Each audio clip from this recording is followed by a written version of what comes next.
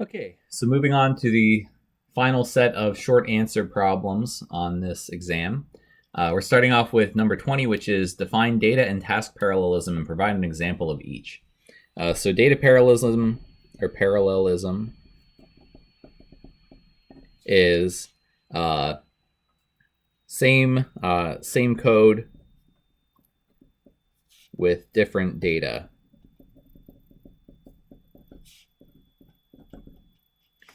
Okay, and this would mean, maybe doing a vector addition, so adding two vectors together on 4 threads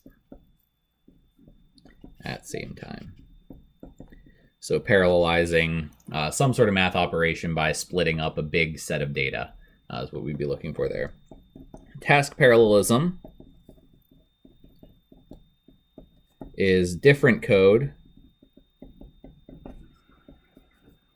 and with same or different data.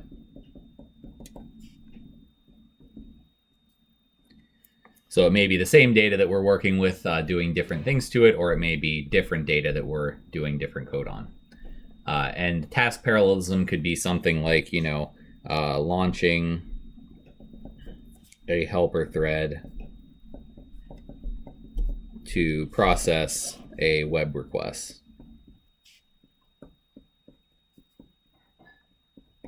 So if a server wants to spawn another thread to sort of work in the background, help it out, be modular, that would be an example of task parallelism. Okay, describe the relationship between an API, the system call interface, and the operating system. So the syscall interface allows user code to request operations by the OS. Syscall interface is complicated.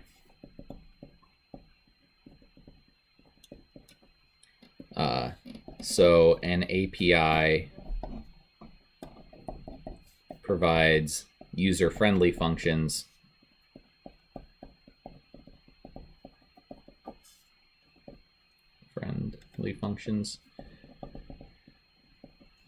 to use these syscalls.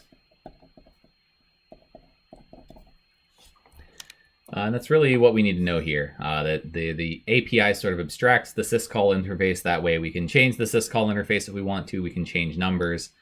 We can have a different syscall interface on different operating systems. But the main details here are that the system call interface sort of tells the operating system to do things, but it's too complicated. So we have an API on top of it that hides some of the details from the programmer. Okay, final question, short answer. So draw the state diagram for the 5 different states a process can exist in at any given time. Your diagram should include state names, transitions, and transition names. So we have 5 states. We have new, we have ready, we have running, we have waiting, and we have terminated. So to get started, we go from new to ready when the scheduler admits the code. So admitted is the link there. We can go from ready to running via scheduler dispatch. Or scheduled would be a reasonable thing to put here. Just basically saying that something about the scheduler is taking us from that ready to running state. We can end up back in running. This is in the case that we are preempted. The scheduler interrupts us.